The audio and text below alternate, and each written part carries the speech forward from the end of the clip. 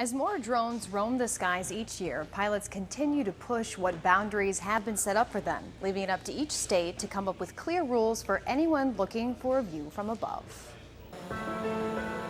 A high-flying hobby for Green Bay resident Chris Knight, drones are taking him to new heights. It's seeing the world from a different perspective. That's what it is. It's seeing in a way that we haven't seen before.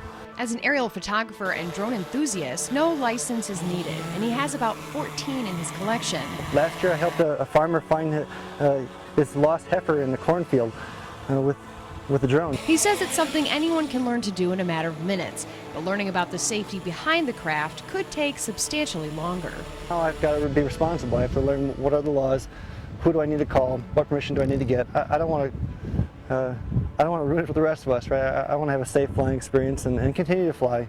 We got permission to fly here at Southwest Park in Green Bay, 5 miles away from the Class B airspace surrounding the airport. It's just one of several guidelines in place by the FAA for recreational flying of drones or unmanned aircraft systems, besides the obvious. Stay away from airports.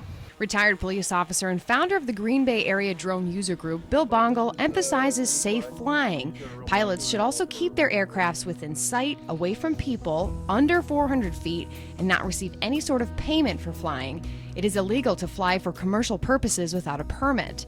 With so many different uses, the FAA is still debating the rules for commercial drones and how all drones affect the average person's privacy. You're not to fly this in an area where a person has a reasonable expectation of privacy. Basically, if someone has an 8-foot fence around their backyard, don't go flying over it, even though Bongle says people shouldn't worry. See, this is a GoPro camera, and that's a wonderful camera, but it provides a very wide-angle perspective. So when this thing is up in the sky a couple of hundred feet, people and things on the ground are basically dots. Chris Amity from the ACLU says drone use needs regulation to protect privacy values. Now is the time when the public, or at least policy makers, need to really focus in on this and educate the public and hear back from the public about their concerns regarding privacy, and particularly from the ACLU's perspective. The most common use is still recreational photography, but as more pilots take to the skies, the more regulations will be involved. New technology is always great, but with new technology comes new problems you didn't foresee, and we'll work through it. That's fine. It's exciting.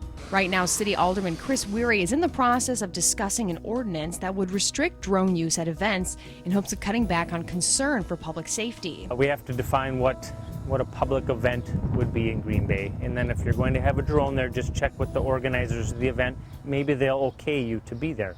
Otherwise, I would just steer clear of it. A sophisticated step up from model airplanes, but be advised, start small. You'll be disappointed if you crash an expensive drone. I don't want to hide. I want to be a safe, responsible drone pilot. I want to help educate others as well to fly responsibly, know your craft, know the laws, know what you can and can't do, and stay out of trouble.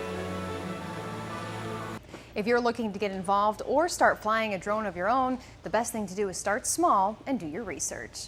Holly Baker, NBC 26.